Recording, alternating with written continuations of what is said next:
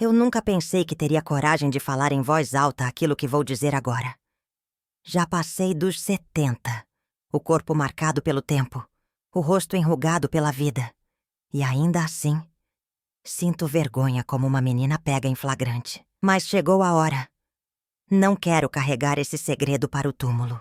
Quero que vocês saibam quem eu fui, o que fiz e o que carreguei comigo por tantos anos. O silêncio da sala pesa. E eu mesma sinto minhas mãos tremerem. Não sou santa. Nunca fui. E o que vou contar talvez escandalize. Talvez faça alguns me olharem com desprezo. Mas não importa. Porque é verdade. Meu marido, um homem mesquinho como poucos. Tinha dinheiro, sim, mas o guardava como se cada moeda fosse mais preciosa que a própria família. Eu pedia um vestido novo e ele ria, dizendo que eu devia me contentar com o que tinha. Eu dizia que a luz estava atrasada, e ele respondia que era exagero da companhia. Nunca havia fartura em casa, mesmo quando eu sabia que ele tinha guardado. Viver com ele era como estar sempre devendo. E foi nessa vida de privações que a vergonha entrou. Aqui faço uma pausa, como se as palavras pesassem uma tonelada. Eu me prostituí. Sim, é isso mesmo que ouviram. Me prostituí com alguns vizinhos. Não porque eu sonhasse com isso.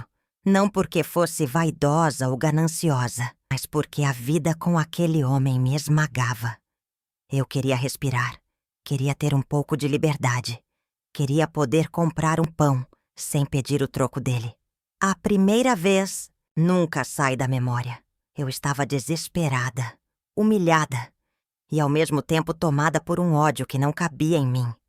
Pensei, se ele me nega tudo, eu vou conseguir por minhas próprias mãos. E consegui. De um jeito torto, sujo, vergonhoso, mas consegui. A cada palavra sinto meu coração bater mais forte. Ainda me dói lembrar. Ainda sinto o calor da vergonha nas bochechas. Mas digo, porque preciso dizer. Depois da primeira vez, vieram outras. E com o tempo, o dinheiro foi se acumulando. Meu marido começou a desconfiar. Reparava que havia mais comida na mesa, que as contas estavam pagas sem atraso. Ele franzia a testa, me perguntava de onde vinha.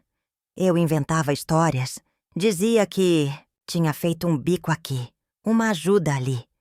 Mas dentro de mim, o segredo crescia como um câncer. E é isso, essa sou eu, essa foi a minha vida. Uma mulher que, para sobreviver, para enfrentar a mesquinharia de um homem que dizia ser seu companheiro, vendeu o que tinha de mais íntimo. Olho para vocês agora e vejo olhos arregalados, algumas lágrimas contidas. Eu entendo. Não peço que me perdoem, nem que me entendam. Só quero que escutem até o fim, porque ainda falta o resto da história. E o resto talvez não seja bem o que parece. Quando falo do meu marido, muitos imaginam que exagero. Dizem que é impossível alguém ser tão frio, tão calculista. Mas quem viveu ao lado dele sabe. Não, havia exagero. Havia apenas a dura realidade de um homem que fazia da avareza sua religião. Ele não nasceu pobre. Ao contrário, herdou terras e um pequeno comércio do pai. Em vez de usar o que tinha para viver com dignidade, vivia como mendigo dentro da própria casa. Cada centavo era contado, cada gasto questionado, cada desejo cortado pela raiz. Lembro de quando pedi um vestido novo para o aniversário da nossa filha. O tecido do meu já estava poído, com manchas que não saíam mais. E eu queria estar bonita para a festa. Ele me olhou com desprezo e disse: "Vestido não enche barriga. Mulher que se preze usa até rasgar." Chorei em silêncio naquela noite. Não pelo vestido em si, mas porque percebi que para ele, eu não merecia nada além do mínimo. Nossa vida era marcada por essas pequenas violências. Se eu cozinhava carne 2 dias seguidos, ele reclamava. Se acendia uma luz da sala para costurar, à noite ele apagava dizendo que a conta viria alta. A água, então, era medida como se fosse ouro. Muitas vezes precisei lavar roupa de madrugada.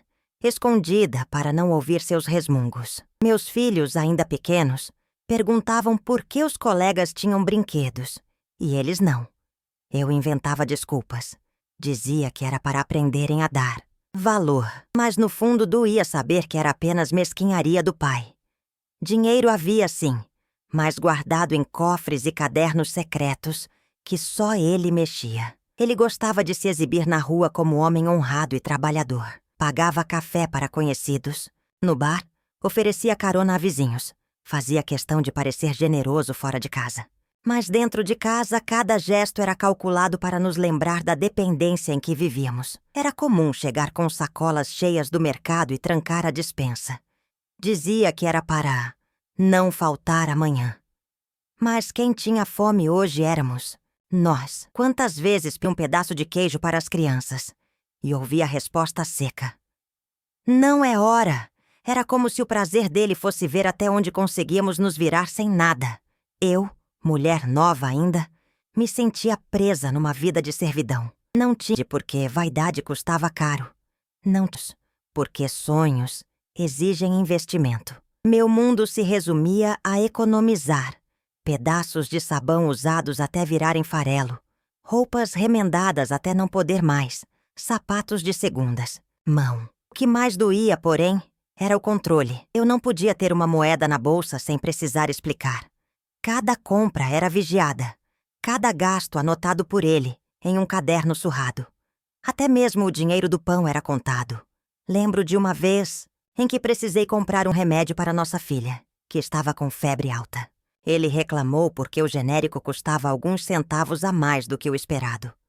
Ela melhora com chá, disse, como se febre fosse capricho de criança. Os anos foram passando e a sensação de sufoco só aumentava.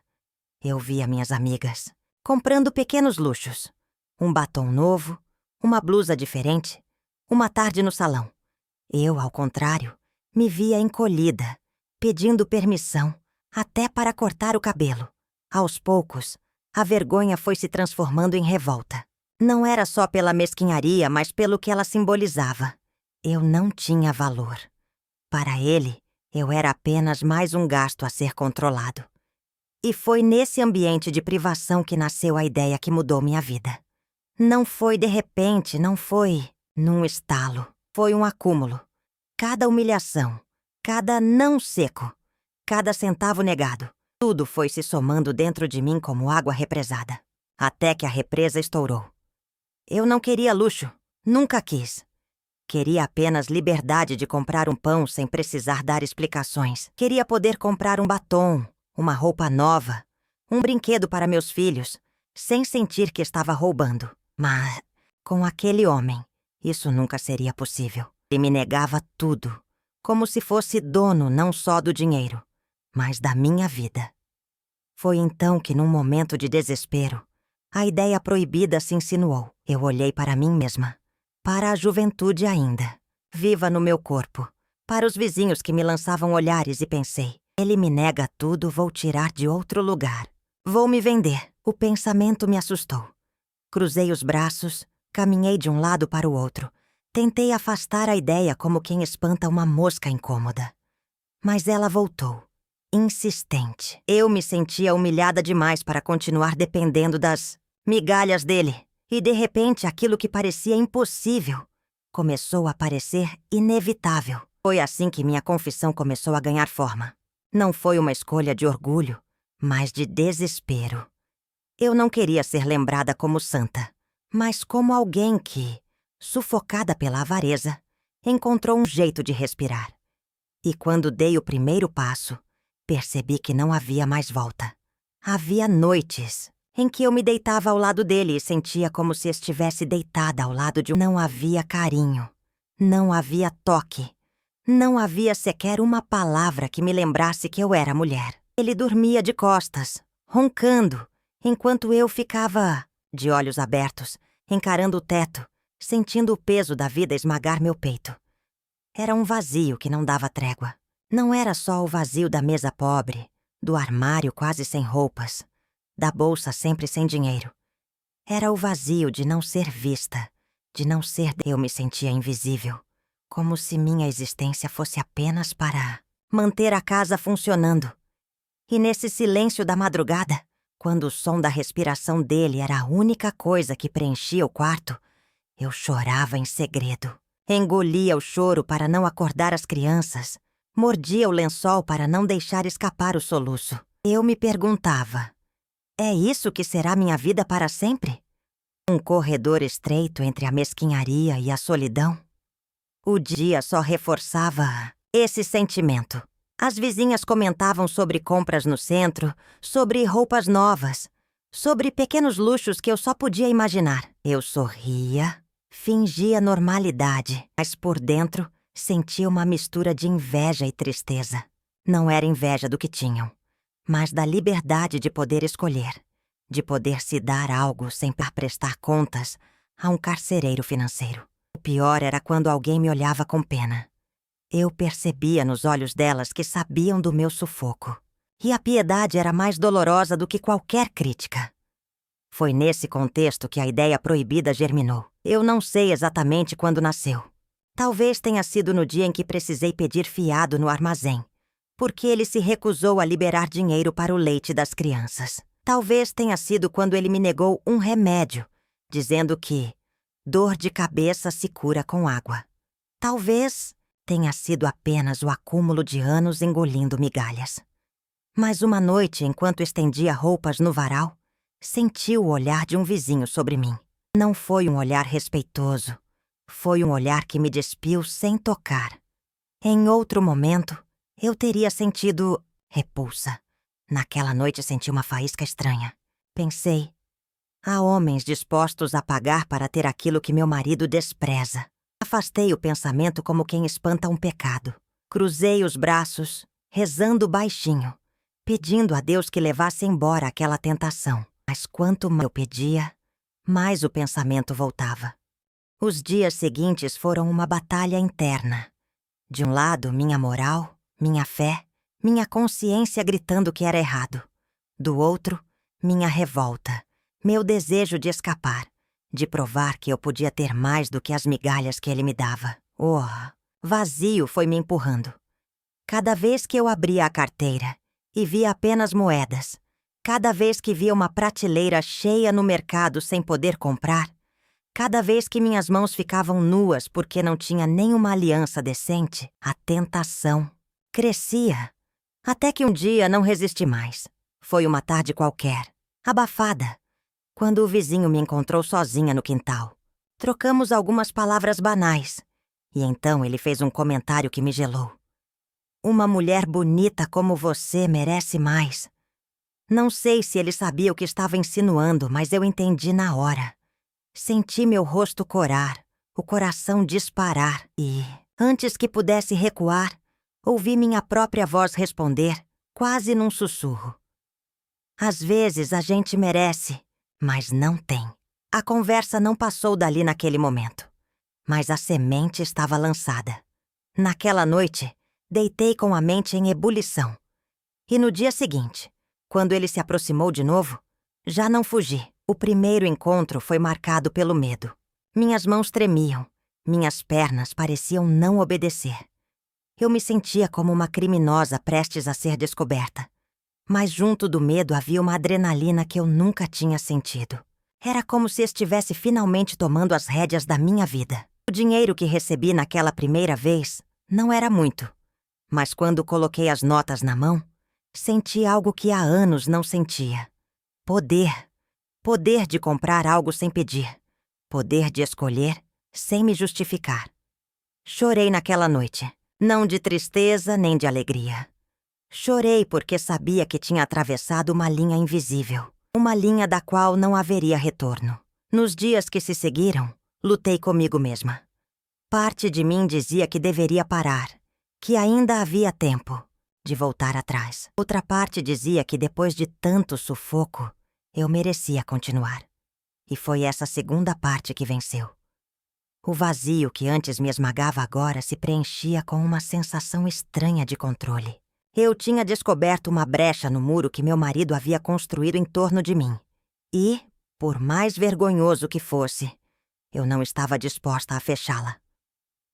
O desespero tinha se transformado em decisão. Eu havia escolhido um caminho torto.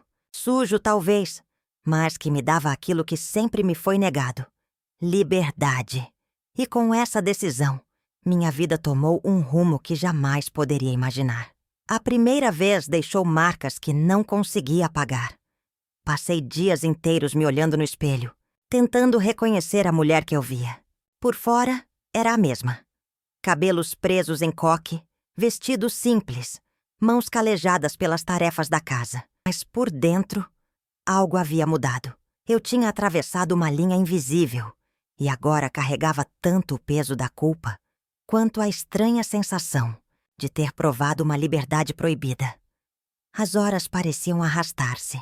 Quando ouvia os passos do meu marido pela casa, sentia medo de que ele descobrisse, como se meus olhos fossem capazes de denunciá-la. Mas, ao mesmo tempo, quando abria a gaveta e via as notas que eu havia guardado, um calor percorria meu corpo. Era a primeira vez em muitos anos que eu tinha algo só meu, que não precisava ser contado, anotado ou justificado. O vizinho que me abordara parecia satisfeito.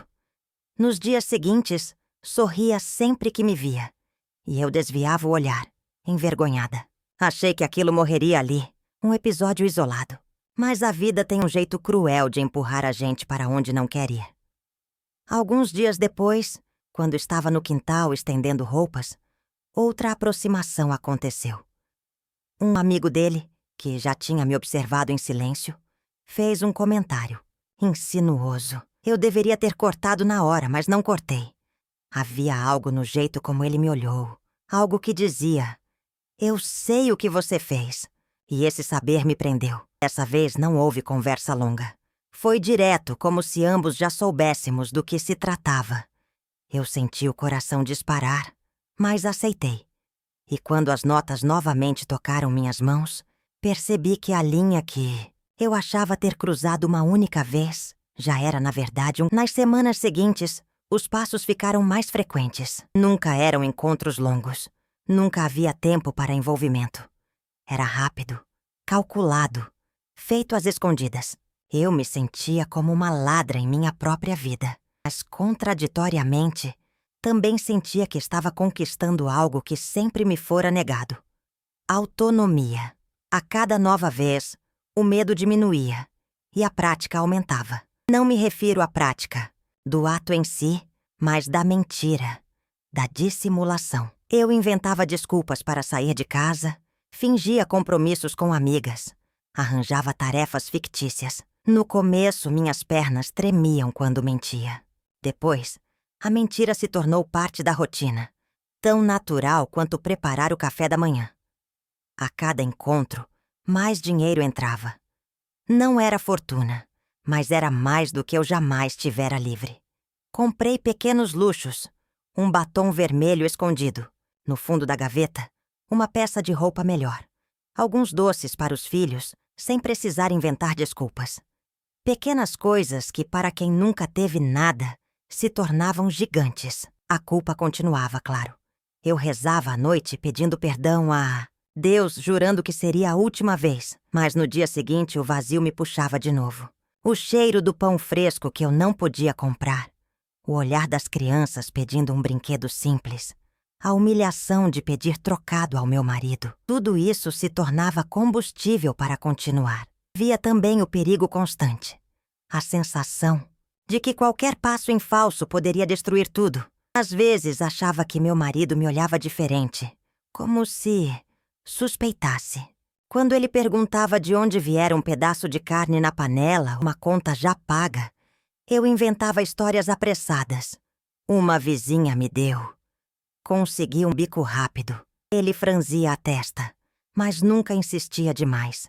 O medo de ser descoberta me corroía, mas também me mantinha alerta. Eu vivia em sobressaltos, cuidando de cada detalhe para que nada parecesse fora do normal. Curiosamente, com o tempo, percebi que comecei a andar de cabeça mais erguida na rua. Antes, eu me encolhia, escondia a vergonha de ser a mulher do homem mesquinho. Agora, mesmo que meu segredo fosse vergonhoso, eu me sentia menos diminuída. Tinha dinheiro escondido, tinha escolha, tinha, enfim, uma forma de enfrentar o mundo, sem depender totalmente dele. Era como se eu tivesse encontrado uma fresta de liberdade em uma prisão. E mesmo que fosse uma liberdade manchada, eu me agarrava a ela como quem se agarra a uma tábua em alto mar. Os vizinhos, claro, começaram a comentar. Eu via os olhares atravessados, os cochichos. Talvez desconfiassem. Talvez fosse apenas maldade. Em bairros pequenos, qualquer passo diferente chama a atenção. Mas eu já não me importava tanto. O medo que me dominava no começo foi dando lugar a uma estranha confiança. Eu estava conseguindo sobreviver e ninguém poderia me tirar isso. O mais contraditório era o que eu sentia por dentro. Parte de mim se sentia imunda, como se cada moeda carregasse o peso do pecado. Outra parte se sentia vingada, como se cada nota fosse uma bofetada contra a avareza do meu marido. Eu oscilava entre lágrimas e sorrisos escondidos, entre rezas pedindo perdão e pensamentos de que, finalmente, estava conquistando algo para mim. Os primeiros passos foram dados assim, com medo, com culpa, com segredos mal guardados, mas foram passos que abriram caminho para algo maior. A cada nota guardada, a cada mentira repetida, eu me afastava mais da mulher submissa que ele moldara. E sem perceber, comecei a me transformar. Não sabia ainda se aquela transformação me levaria à liberdade ou à ruína, mas já não havia volta. As primeiras notas que guardei estavam dentro de uma caixinha de lata, escondida atrás de panos velhos no armário da cozinha. Eu mesma mal acreditava quando abria a tampa e via o dinheiro ali, silencioso, esperando por mim. Era pouco, mas tinha um peso enorme. Não era o valor em si, era o que ele representava. Liberdade, ainda que pequena, ainda que manchada. Cada vez que eu fechava a lata, sentia um arrepio percorrer minha espinha. Eu sabia que estava vivendo um jogo perigoso. Se meu marido descobrisse, não só me acusaria de traição, como me faria pagar com humilhações ainda maiores. Mas esse risco, em vez de me afastar, parecia me prender ainda mais àquela rotina clandestina. Com o tempo, a caixinha já não dava conta. Passei a esconder dinheiro em diferentes lugares, entre as páginas de uma Bíblia antiga, dentro de um travesseiro costurado, até dentro de um pote vazio de farinha. Era um segredo dentro da minha própria casa.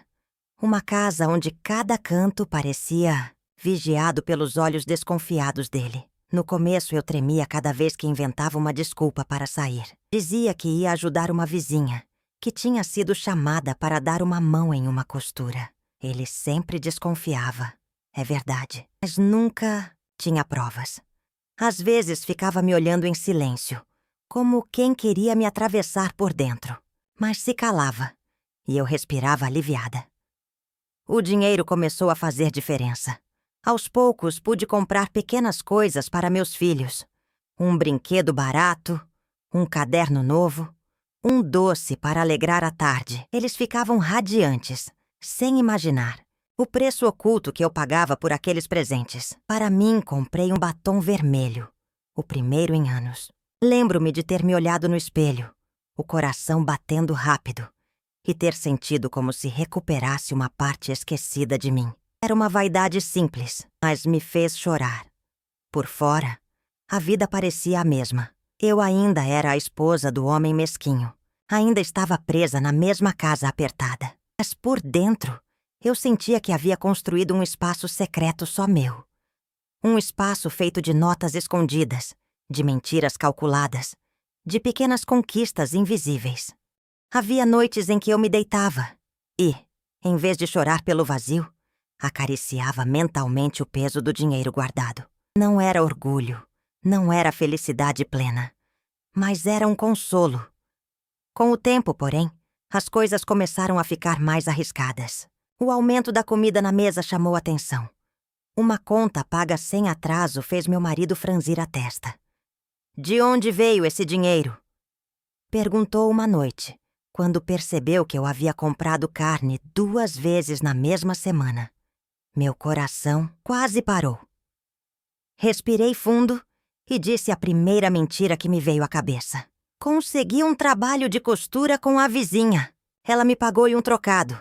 Ele me olhou demoradamente como quem não acredita, mas não disse nada. Voltou-se para o prato e comeu em silêncio. Ainda assim, a tensão ficou pairando no ar.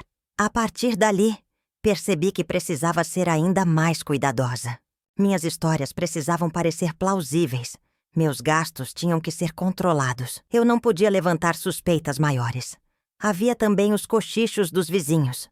Em bairros pequenos, tudo se sabe, tudo se comenta. Eu via olhares atravessados. Quando passava, ouvia risadinhas abafadas. Sabia que as línguas afiadas corriam soltas pelas calçadas. Parte de mim sentia vergonha, mas outra parte se fortalecia. Eu estava conseguindo sobreviver, custasse o que custasse. O dinheiro foi crescendo e com ele minha sensação de poder. Eu já não era apenas a mulher subjugada pelo marido mesquinho. Eu tinha meu segredo, meu cofre invisível, minha maneira de driblar a prisão que ele construíra ao meu redor. Mas junto desse poder, vinha também o peso. Cada nota que eu escondia parecia carregar um pedaço da minha dignidade. Eu rezava, pedindo perdão, mas continuava. Não conseguia mais parar.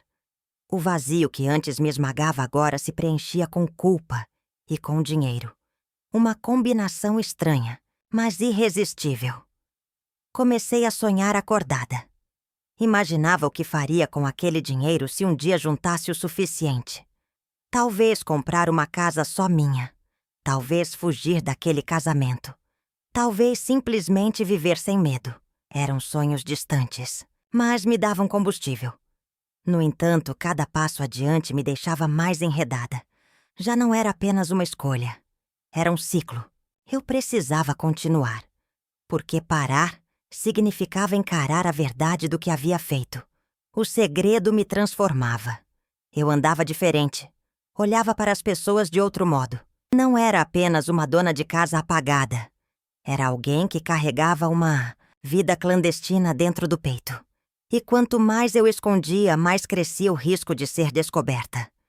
Meu marido, observador silencioso, parecia farejar algo. Às vezes perguntava de repente: "Tem alguma coisa que você não está me contando?" Eu sorria, balançava a cabeça e dizia: "Só preocupações de mulher." Mas por dentro, sentia o gelo da mentira me corroer. O segredo era como um segundo casamento. Um relacionamento paralelo com a culpa, com o medo e com a sensação de poder. E eu já não sabia mais se era eu quem controlava o segredo ou se era ele que me controlava. A convivência com meu marido sempre fora marcada pela desconfiança. Ele nunca acreditava em ninguém, muito menos em mim. Se eu dissesse que a vizinha tinha me emprestado açúcar, ele verificava no pote da cozinha para ver se era verdade. Se eu falava que ia visitar uma amiga, ele perguntava o que eu tinha conversado ao voltar. A mesquinharia dele não se limitava ao dinheiro. Era também uma vigilância constante, como se o mundo todo estivesse tramando contra ele. Mas nos últimos tempos, essa desconfiança ganhou outro tom. Eu percebia nos olhos dele uma suspeita mais pesada. Um olhar que parecia querer arrancar segredos de dentro de mim. Uma noite, quando servia a mesa com carne e legumes frescos, ele largou o garfo antes de começar a comer. "De onde veio isso?" perguntou apontando para o prato. "Consegui um bico com a vizinha. Costurei umas roupas para ela." Respondi tentando soar natural. Ele me encarou em silêncio por longos segundos. O olhar dele me queimava por dentro. Depois, apenas resmungou e começou a comer. Mas naquele silêncio, eu percebi. Ele não acreditava. Os dias seguintes foram ainda piores.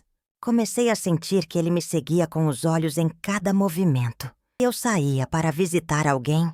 Ele perguntava o que eu tinha feito, com quem falei, quanto tempo fiquei. Uma vez até foi espiar pela janela quando eu disse que ia até o quintal buscar roupa no varal. A tensão dentro de casa ficou sufocante. Eu já não sabia se tremia mais pelo medo de ser descoberta ou pela raiva de ser tratada como criminosa. Certa tarde, quando voltei do mercado com uma sacola de frutas, ele não resistiu. Com que dinheiro você comprou isso? Meu coração disparou. Inventei depressa. A filha da Dona Teresa me pagou para ajudá-la a organizar umas caixas. Ele estreitou os olhos e não respondeu. Mas naquela noite, percebi que ele mexeu em minhas coisas. O armário estava ligeiramente diferente. A gaveta com minhas roupas tinha sido remexida. Ele estava caçando meu segredo. A cada dia, minha mente virava um campo de batalha. Eu escondia o dinheiro em lugares cada vez mais improváveis. Dentro do forno desligado, no fundo de um vaso de plantas, até embaixo da toalha da mesa. Mas sempre achava que ele descobriria. Passei a dormir mal, acordando sobressaltada com qualquer barulho. O medo era constante. Medo de que ele me flagrasse saindo. Medo de que encontrasse o dinheiro. Medo de que alguém contasse. E, ao mesmo tempo, havia o outro lado. Eu já não era mais a mulher sem nada. O segredo me dava poder. O dinheiro guardado me fazia sentir que eu tinha uma arma invisível contra ele. Se um dia ele me humilhasse demais, eu poderia pegar minhas coisas e ir embora. Esse pensamento me sustentava. Era como se, finalmente, eu tivesse uma carta na manga. Mas o jogo ficou mais perigoso quando ele começou a me seguir. Um dia, voltando de uma visita a uma vizinha, dessa vez verdadeira, percebi seu olhar atravessado. Onde você esteve de verdade? Acabei ficando mais tempo. A conversa rendeu. Respondi, tentando sorrir. Ele bateu a mão na mesa e disse: Você acha que me engana? Eu sei que tem alguma coisa errada. Minha garganta secou. Respirei fundo e, pela primeira vez, tive coragem de enfrentá-lo. Errado é me negar tudo. Errado é ter dinheiro e me tratar como mendiga dentro da própria casa. Ele ficou em silêncio, atônito. Talvez não esperasse que eu respondesse, mas em vez de discutir, saiu do cômodo e não tocou mais no assunto naquele dia. Ainda assim, o clima de suspeita só aumentava. Eu via nos gestos dele, nas perguntas disfarçadas, que ele estava na espreita. A cada dia, parecia mais próximo de descobrir meu segredo. E eu sabia. Se isso acontecesse, não seria apenas uma briga. Seria uma guerra. Foi nessa época que passei a ter pesadelos. Sonhava que ele encontrava a caixinha, que abria minhas gavetas, que descobria cada mentira. Acordava suada, o coração disparado, olhando para o lado e vendo-o dormir tranquilamente, alheio. Durante o dia, o peso da mentira me corroía. Mas, ao mesmo tempo, eu não conseguia mais voltar atrás. Eu já tinha provado o gosto da liberdade. Já tinha visto minhas mãos segurarem notas que eram só minhas. E desistir seria como morrer. O marido desconfiado se tornara minha sombra. Mas, ironicamente, foi a desconfiança dele que me fez ainda mais determinada. Cada vez que ele perguntava, cada vez que me vigiava, eu sentia dentro de mim uma chama arder. A chama da revolta. Eu já não era a mulher submissa que aceitava cada humilhação. Eu tinha um segredo, sim, mas era um segredo que me fazia forte. Quanto mais ele desconfiava, mais eu tinha certeza de que não voltaria para a prisão que ele queria me impor. O dinheiro no começo parecia apenas um alívio. Uma forma de pagar contas atrasadas, colocar comida na mesa, comprar um doce para os filhos. Mas, pouco a pouco, ele se tornou mais do que isso. Tornou-se um espelho, onde eu podia ver uma versão diferente de mim mesma. Mais erguida, mais confiante, menos acorrentada. Não era fortuna, claro. Mas, para quem passou anos contando moedas, cada nota escondida era um grito de liberdade. Eu, que antes me sentia uma sombra, comecei a perceber pequenas mudanças em mim. A primeira foi a vaidade. Durante anos, deixei que a vida apagasse o brilho do meu rosto. O cabelo sempre preso, sem corte. As roupas gastas até o último fio. Os lábios secos, sem batom. Quando comprei aquele batom vermelho e me olhei no espelho, algo dentro de mim despertou. Passei a cuidar mais do cabelo, a ajeitar a postura ao andar, a escolher vestidos que antes eu deixava esquecidos no fundo do armário. Pequenas coisas, mas que juntas me lembravam que eu ainda era mulher. E foi aí que percebi uma ironia cruel. O mesmo corpo que meu marido desprezava era visto com desejo e valor pelos vizinhos. Isso me dava uma sensação amarga de vingança, mas também um orgulho silencioso. Outra transformação foi a maneira como eu me relacionava com as pessoas na rua. Antes, caminhava com os olhos baixos, com medo da piedade e dos cochichos. Agora, andava mais erguida, mesmo sabendo que falavam de mim. Porque, no fundo, eu sabia. Quem ria de mim não sabia do poder que eu escondia.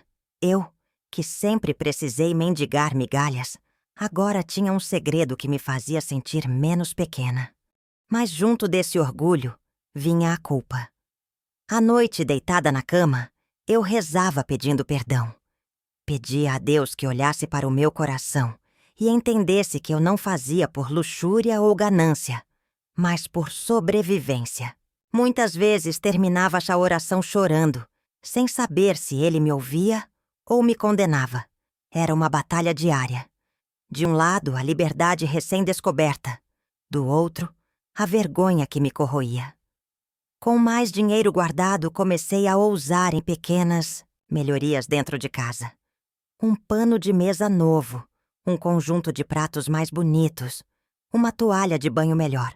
Coisas simples, mas que fizeram meu marido franzir a testa. "E isso, comprou com o quê?" Ele perguntou certa vez, apontando para sua toalha nova. "Foi presente da vizinha. Ela disse que não usava mais." Respondi, rápida. Ele não acreditou, eu vi nos olhos dele. Mas não tinha provas. E naquele silêncio pesado, eu senti uma estranha vitória. A transformação também alcançou meu íntimo.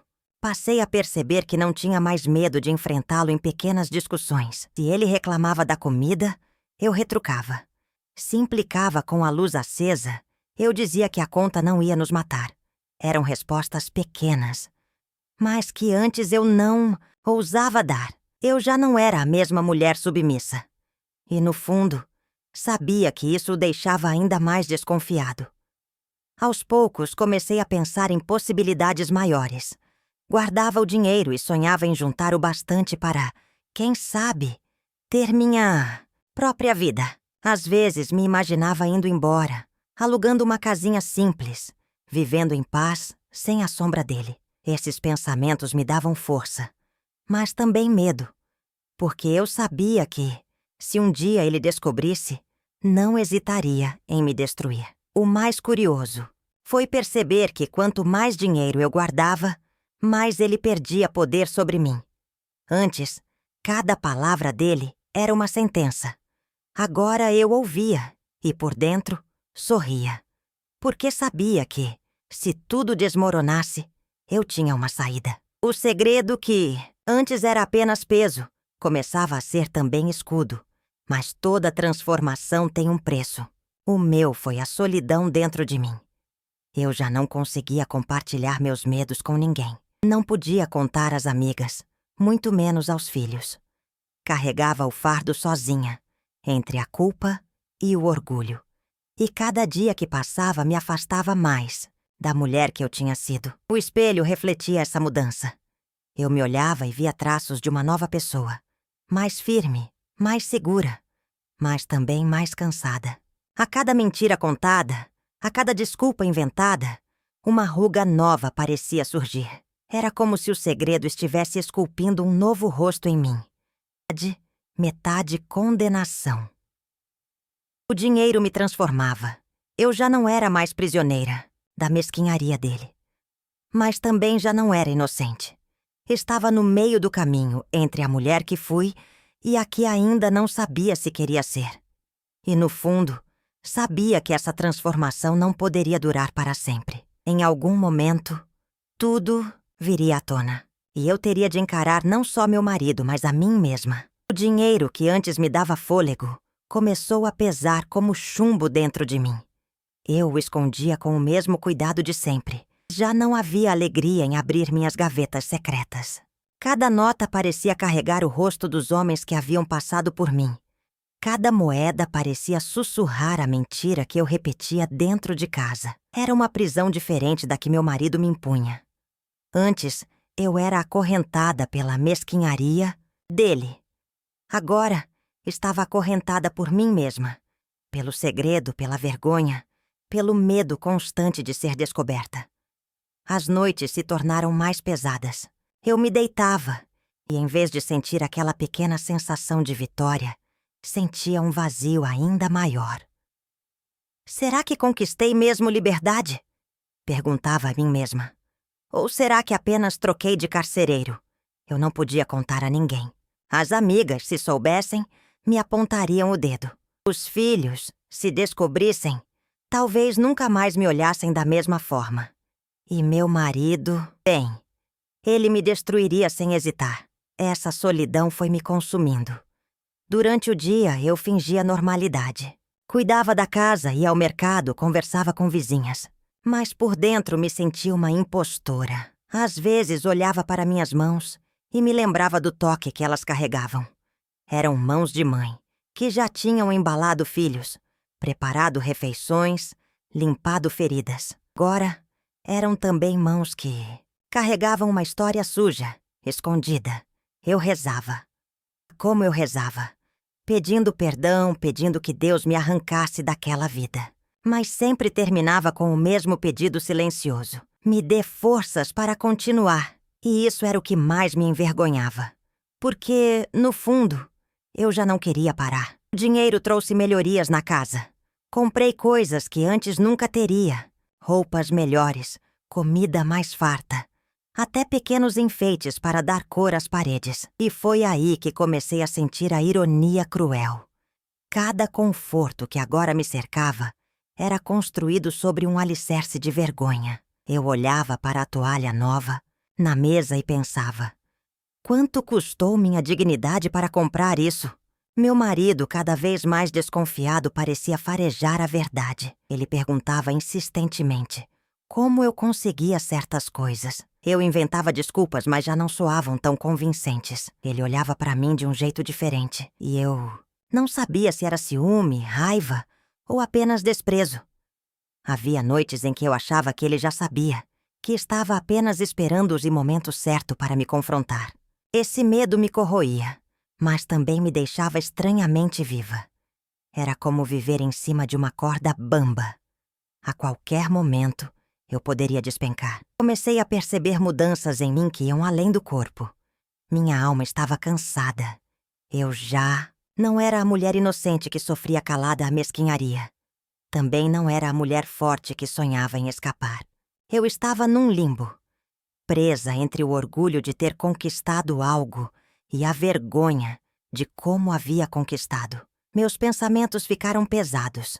Às vezes, eu mesma me chamava de prostituta em silêncio, como se quisesse castigar a mim mesma com a palavra. Outras vezes me justificava dizendo: eu só fiz porque ele me negava tudo, mas nenhuma desculpa era suficiente. Via também o olhar dos vizinhos. Talvez fosse imaginação minha. Talvez fosse verdade, mas parecia que todos sabiam. Quando eu passava, algumas mulheres cochichavam. Alguns homens me olhavam de um jeito diferente, como se estivessem por dentro do meu segredo. Isso me feria, mas também me dava uma sensação amarga de poder. Porque, se sabiam, ninguém tinha coragem de falar. Os filhos, inocentes, não tinham noção do que acontecia. E era isso que mais me dilacerava. Quando eles sorriam ao receber um presente, eu sentia uma pontada de culpa. Eu os amava mais do que tudo, mas sabia que aquele presente trazia junto um pedaço de mim que eu tinha vendido. A queda moral foi lenta, como uma doença que avança em silêncio. Eu já não tinha paz. O dinheiro não me satisfazia. A liberdade não era real. Era como beber água do mar. Quanto mais eu bebia, mais sede sentia. Comecei a pensar se não teria sido melhor aceitar as migalhas do meu marido. Pelo menos, teria minha consciência limpa. Mas logo esse pensamento era engolido. Por outro, não, eu não voltaria para aquela prisão. Era um labirinto sem saída. Com o tempo, percebi que estava vivendo duas vidas. Uma, a oficial, de esposa submissa, dona de casa apagada. Outra, a clandestina, feita de encontros escondidos, de notas escondidas, de segredos guardados. E quanto mais essas duas vidas se afastavam, mais eu me sentia desmoronar. No fundo, eu sabia. Aquilo não poderia durar para sempre. Em algum momento a mentira viria à tona. E eu teria que encarar não só meu marido, mas o mundo inteiro. E principalmente a mim mesma. E foi com esse pressentimento que comecei a pensar em contar tudo. Não porque tivesse coragem, mas porque já não aguentava mais carregar sozinha. O peso da queda. O tempo passou. E com ele vieram as marcas que não se apagam com batom, nem com novas na mesa. Vieram as rugas, os cabelos brancos, o corpo mais lento e uma solidão que parecia grudar nos ossos. O dinheiro que eu acumulei foi se desfazendo em pequenos luxos que desapareceram como fumaça. O que restou de verdade foi o peso do segredo. Por muitos anos achei que conseguiria enterrá-lo comigo, que bastava silenciar, fingir, e ninguém jamais saberia. Mas o silêncio também mata. E comigo ele já estava matando aos poucos. Foi assim que, já velha, com as mãos trêmulas e o peito carregado, decidi que precisava falar. Não para limpar minha imagem, porque sei que muitos vão me julgar, mas para libertar a mim mesma. Lembro da primeira vez em que pensei em confessar. Estava na cozinha, passando o pano na mesa, quando ouvi minha própria voz sussurrar. Chega.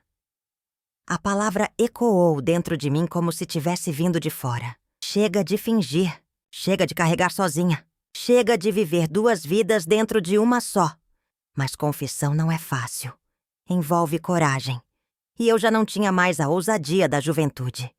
Tinha apenas a urgência de quem sabe que não vai viver para sempre. Naquela noite, sentei na cadeira da sala, as mãos apoiadas no colo, e comecei a ensaiar em voz alta o que diria. Olhava para a parede e imaginava olhos me observando, ouvidos atentos, e a vergonha queimava meu rosto. Mas continuei, porque cada vez que repetia, sentia uma parte do peso diminuir. Eu me prostituí. As palavras saíam duras, cortantes, carregadas. Eu me vendi para vizinhos porque meu marido era mesquinho. E então eu parava, chorava, respirava fundo e voltava a repetir, como quem treina um salto no escuro, até ter coragem de se jogar. A oportunidade veio em uma roda simples, quase banal.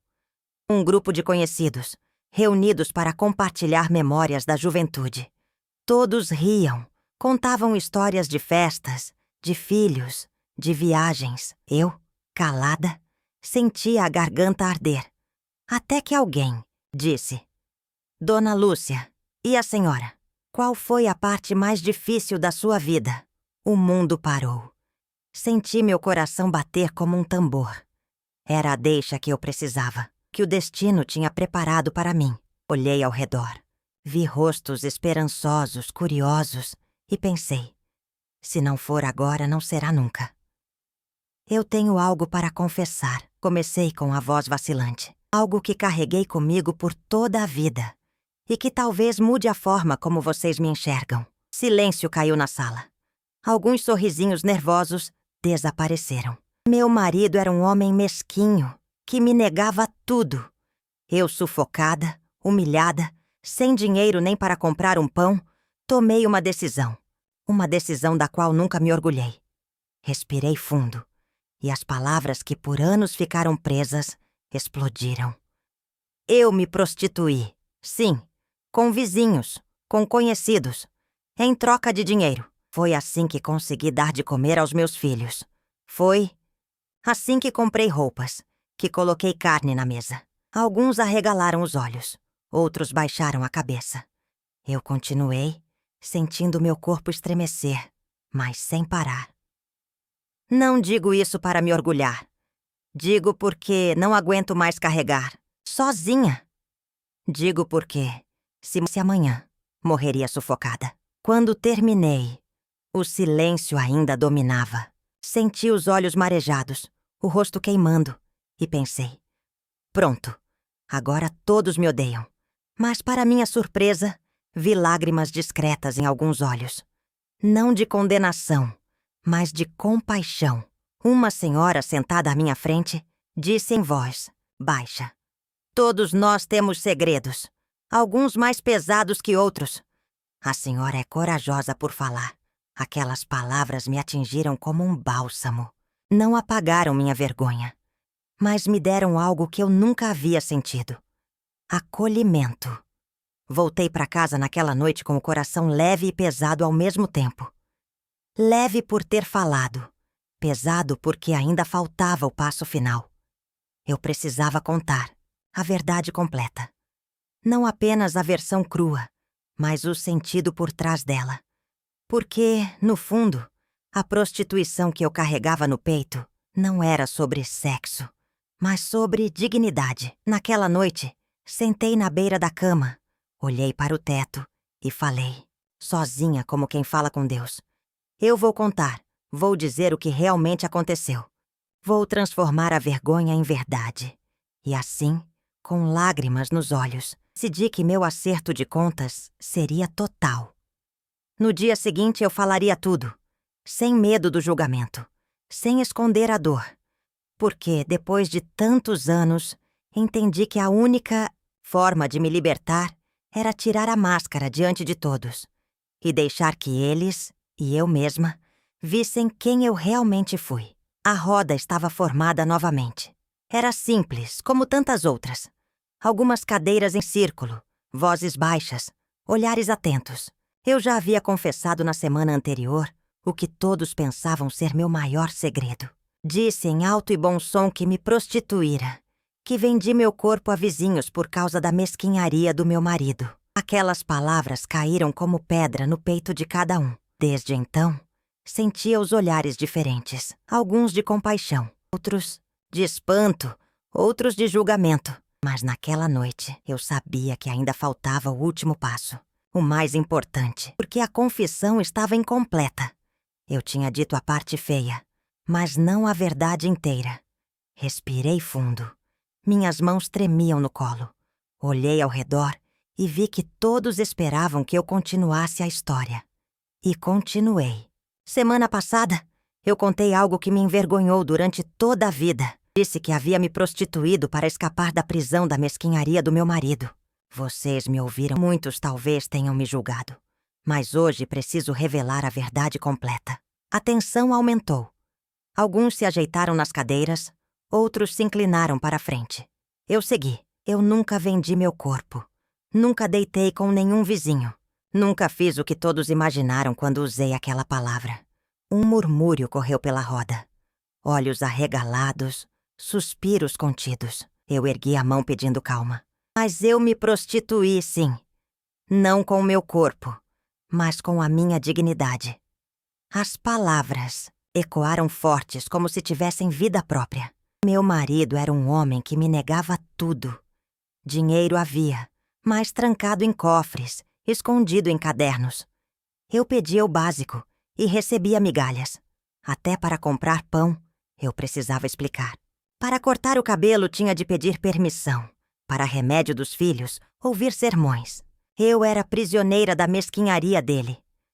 Parei um instante, sentindo as lágrimas queimarem meus olhos. Então, eu descobri outro caminho. Passei a fazer trabalhos escondidos para vizinhos. Lavava roupa madrugada adentro, cozinhava panelas, enormes para festas de famílias que não eram minhas. Costurava até os dedos sangrarem. Limpava quintais, por trocados. Fazia tudo em segredo, mentindo para ele, escondendo cada moeda como quem esconde pecado. A sala estava muda. Só se ouvia minha voz, firme apesar do tremor. Cada vez que eu aceitava esses serviços mal pagos, sentia que estava vendendo um pedaço de mim. Porque eu não trabalhava por escolha, mas por desespero. Eu não podia dizer que queria dinheiro. Tinha que inventar desculpas, engolir humilhações, me calar diante dos cochichos. Eu me sentia como uma prostituta da alma, entregando minha dignidade em troca de sobrevivência. As lágrimas escorreram, mas não parei. Foi com esse dinheiro que comprei comida para os filhos quando ele negava.